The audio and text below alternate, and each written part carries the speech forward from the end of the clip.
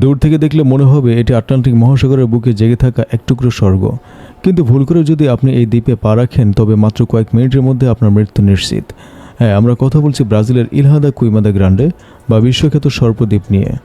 43 hectare বা প্রায় 106 একরের এই ছোট দ্বীপটিকে পৃথিবীর সবচেয়ে ভয়ঙ্কর এবং মারাত্মক দ্বীপ বলা হয়। কেন এই দ্বীপে কোনো মানুষ থাকে না আর কেনই বা একে মৃত্যুর দ্বীপ বলা হয়, চলুন জানা যাক আজকের ভিডিওতে। এই রহস্যময় দ্বীপটি ব্রাজিলের সাও পাওলো অঙ্গরাজ্যের ইতানহায়েম পৌরসভার অন্তর্ভুক্ত। প্রায় 11,000 বছর আগে শেষ বরফ যুগ শেষ হওয়ার পর যখন সমুদ্রপৃষ্ঠের উচ্চতা বৃদ্ধি পায় তখন এই অংশটি ব্রাজিলের মূল ভূখণ্ড থেকে বিচ্ছিন্ন হয়ে সমুদ্রের মাঝে একটি দ্বীপে পরিণত হয়।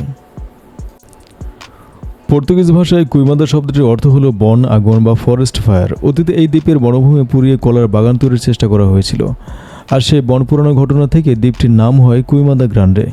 বর্তমানে এর মাত্র 0.25 বর্গ কিলোমিটার এলাকা ঘন রেইন ফরেস্টে ঢাকা, আর বাকি অংশে রয়েছে উন্মুক্ত ঘাস ভূমি ও পাথুরে এলাকা।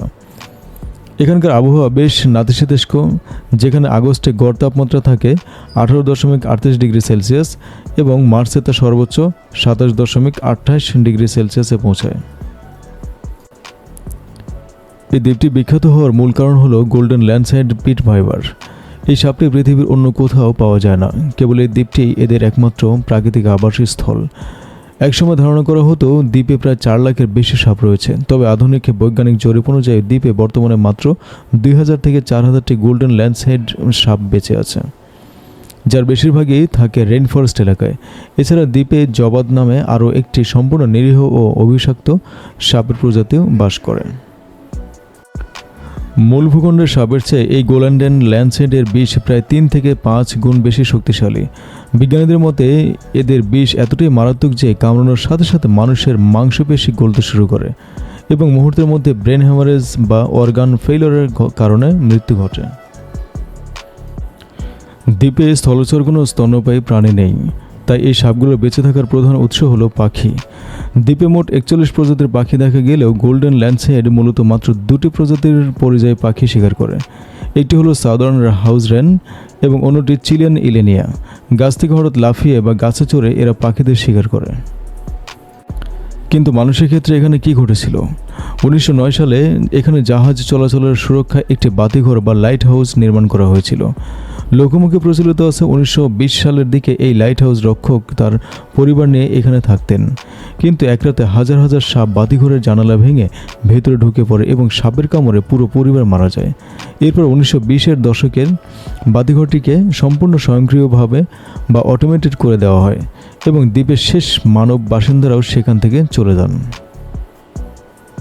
বর্তমানে কুইমাদা গ্রান্ডের দ্বীপে সাধারণ মানুষের প্রবেশ সম্পূর্ণ নিষেধ। কেবল 2টি পক্ষে বিশেষ অনুমতি নিয়ে এখানে যেতে পারে। প্রথমত ব্রাজিলের নৌবাহিনীর সদস্যরা, যারা বাতিঘর রক্ষণাবেক্ষণ ও টহল দেয়, এবং দ্বিতীয়ত Chico Mendes Institute for Biodiversity Conservation এর অনুমোদিত গবেষকরা। এই নিষেধাজ্ঞা যেমন মানুষের নিরাপত্তার জন্য তেমনি এই বিরল সাপগুলোর সংরক্ষণের জন্য জরুরি, কারণ গোল্ডেন ল্যান্ডস্লাইড সাপটিকে আন্তর্জাতিক প্রকৃতি সংরক্ষণ সংস্থা বা IUCN বা এর রেড লিস্টে ক্রিটিক্যালি এন্ডেঞ্জার্ড বা অতিমাত্রা বিপন্ন হিসেবে তালিকাভুক্ত করা হয়েছে। তবে চিকিৎসা বিজ্ঞানের জন্য এই দ্বীপটি অত্যন্ত গুরুত্বপূর্ণ। বিজ্ঞানীদের মতে এই সাপের বিষ থেকে উচ্চ রক্তচাপ ও হৃদরোগের মূল্যবান ঔষধ তৈরি করা সম্ভব। প্রকৃতির এই অদ্ভুত ভয়ঙ্কর সৃষ্টি সত্যি আমাদের অবাক করে। ইলহা দা কুইমাদা গ্রান্ডে প্রমাণ করে যে প্রকৃতি কিভাবে হাজার বছর ধরে একটি নির্দিষ্ট প্রজাতিকে টিকিয়ে রাখতে পারে। এই সর্পদ্বীপ সম্পর্কে আপনার মতামত কি? আপনি কি কখনো এমন কোনো দ্বীপে যাওয়ার সাহস করবেন? কমেন্ট করে আমাদের জানান। ভিডিওটি ভালো লাগলে লাইক করুন এবং বন্ধুদের সাথে শেয়ার করুন।